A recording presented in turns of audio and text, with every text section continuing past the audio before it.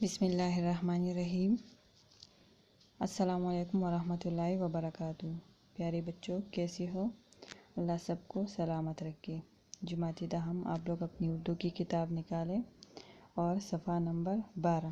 آج ہم پرنانی کی جو آدھا سبق رہ گیا تھا وہ پڑھیں گے۔ تو سب سے پہلے پیراگراف کی طرف دیکھیں۔ ان پرانی یادگار چیزوں میں سب سے زیادہ دلچسپ اور اس کی سوانح حیات کا سب سے اہم باب ایک مرقع یا ہزار جامے کی دھلائی تھی، جسے سینکڑوں رنگ برنگ ٹکڑوں کو جوڑ کر بنایا گیا تھا۔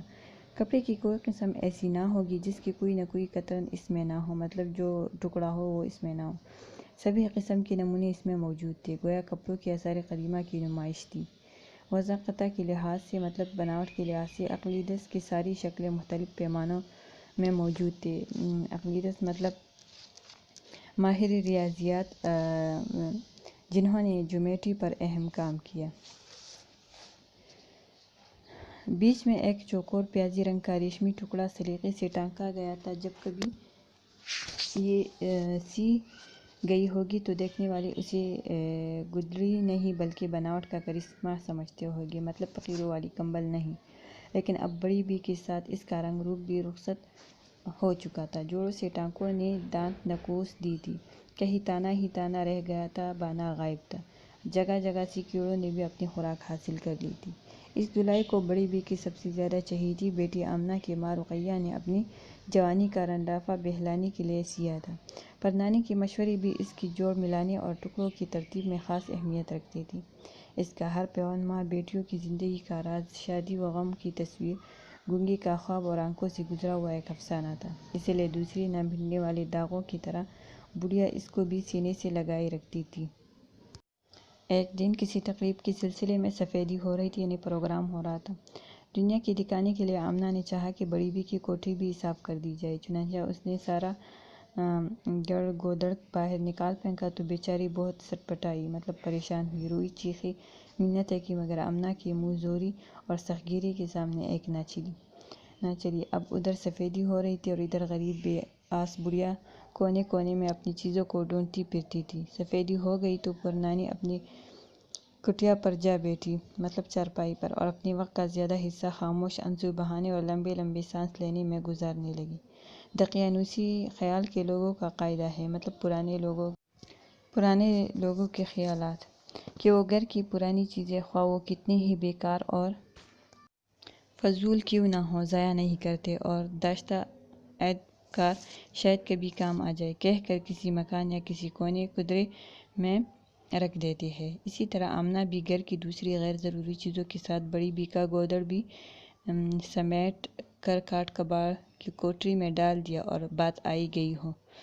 مطلب جو پرانے لوگ ہوتے ہیں وہ کبھی کسی چیز کو باہر نہیں پھینکتے، وہ کہتے ہیں کہ یہ پھر کبھی کام آ جائے گا تو وہ رکھ دیتے ہیں۔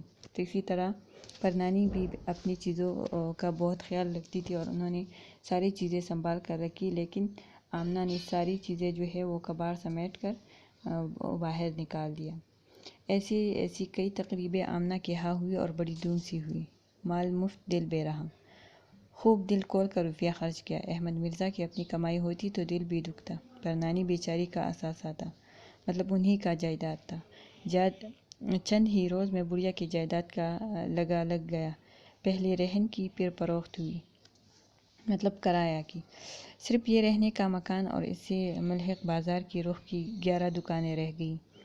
چھوٹے لڑکے کو گھوڑی چڑھانے کے لیے جو 2000 روپے قرض لی تھی، اس کا تقاضا شروع ہوا۔ بڑی لڑکی کا کار خیر ضروری تھا۔ لڑکے والوں کا اصرار اور اپنی دل کی خوشی کا موقع کیوں کر ہاتھ سے دیا جاتا۔ فکر ہوئی کہ اس مکان کو بھی 1 2 3 کر دینا چاہیے۔ اتنے بڑے ڈنڈار مکان کی کیا ضرورت ہے، مطلب ویران۔ لالا جکو مل نے 50,000 لگائے ہیں، 40,000 کے اچھے موقع کی جائیداد خرید لیں گے تو 250 کا کرایہ ہو جائے گا۔ باقی 10,000 میں قرض ادا کرنے کے بعد لڑکی وداع ہو جائے گی۔ خود قرول باغ، مطلب علاقے کا نام ہے، سستا مکان لے کر جا رہیں گے۔ اللہ خیر صلاح، لیکن دشواری یہ تھی کہ اس کا قبالہ ان کے پاس نہ تھا، اور بغیر قبالہ دے کے خریدے کون؟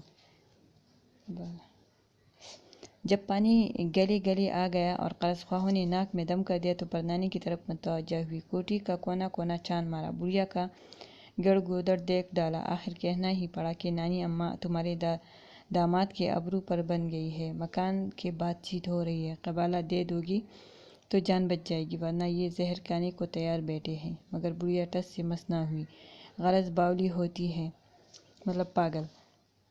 اب بڑی بی کی خاطریں ہونے لگی۔ دونوں وقت آمنہ خود کھانا لے کر آتی اور جب تک بڑی بی کھاتی وہ پاس بیٹھی ہوئی خوشامد کیا کرتی۔ آمنہ کی میاں بھی آتے جاتے مزاج پوچھتی اور دن میں 1-2 مرتبہ منت خوشامد سے قبالے کی بابت دریافت کرتی، یعنی ان کے بارے میں پوچھتی۔ پر نانی ٹھنڈے سانس بھرتی اور کبھی کبھی کچھ کہہ دیتی، کبھی کچھ۔ اسی طرح کئی ہفتے گزر گئے۔ ایک دن صبح کو آمنہ اور اس کا خاوند دونوں مل کر پر نانی کے پاس گئے اور حد سے زیادہ گڑ گڑائے تو بڑھیا نے صرف اتنا کہا کہ جنہیں تم نے چھیترے جان کر پھینک دیا تھا وہ سب مکانوں کے قبالے تھے، انہی میں اس مکان کا کاغذ بھی تھا، وہ لا دو تو نکال دوں۔ ان باتوں سے دونوں میاں بیوی مایوس ہو گئے اور مطلب براری کی دوسری ترکیبیں سوچنے لگے، یعنی پورا کرنے کے لیے۔ کاٹ کباڑ کی کوٹھی میں اتفاق سے بلی نے بچے دیے۔ سارے بچے کوٹھی میں جا گھسے۔ بلی کی بچوں کی تلاش میں جو ٹوٹی پھوٹی چیزوں کو ادھر ادھر کیا تو ایک کونے میں پر نانی کی دلائی پڑی تھی۔ آمنہ کی چھوٹی لڑکی نصیرہ کو اور بہن بھائیوں کے خلاف پر نانی سے قدرتی لگاؤ تھا۔ یہ دلائی کو لے کر سیدھی پر نانی کے پاس پہنچی اور کہنے لگی، نانی اماں آپ کی دلائی مل گئی، نہ جانے کس نے کوٹھی میں ڈال دی تھی۔ بڑھیا کے بدن میں دلائی دیکھتے ہی جان سے آ گئی۔ دلائی کو کلیجے سے لگایا اور نصیرہ کو لاکھوں دعائیں دی۔ دلائی کے چین جانے سے پر نانی کے بڑھاپے میں جو دیوانگی سی پیدا ہو گئی تھی کم ہو چلی۔ اس کا کرب مطلب غم اور بے چینی سکون میں بدل گیا۔ کہتی، بیٹی یہ کپڑے کے ٹکڑے نہیں ہیں، میرے کلیجے کے پرزے ہیں۔ یعنی آمنہ اور اس کے شوہر نے پر نانی کے سارے جائیداد پر قبضہ کر لیا۔ یعنی بہت سی تقریبیں ان کے ہاں ہوئی بڑی دھوم سے، اور کیونکہ بہت سے پیسہ انہوں نے اس پہ خرچ کیا، کیونکہ ان کے مال نہیں تھا، پر نانی کا تھا، اسی لیے وہ کہتے ہیں نا کہ مال مفت دل بے رحم، یعنی مفت کے مال پہ وہ کیا کرتا، اسی لیے انہوں نے ساری مال پہ قبضہ کر لیا اور خرچ بھی کر لیا۔ ابھی گھر رہ گیا تھا تو اس کے لیے بھی وہ اس کے کاغذات چھیننے کے لیے خوشامد کرتی پر نانی کی، لیکن پر نانی کے سامنے ایک بھی نہ چلی، اب وہ ہوشیار ہو گئی تھی۔ ہاں بچوں، آج کے لیے اتنا کافی ہے۔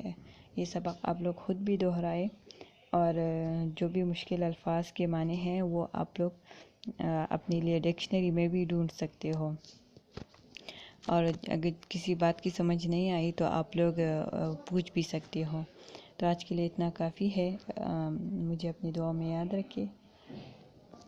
اللہ حافظ۔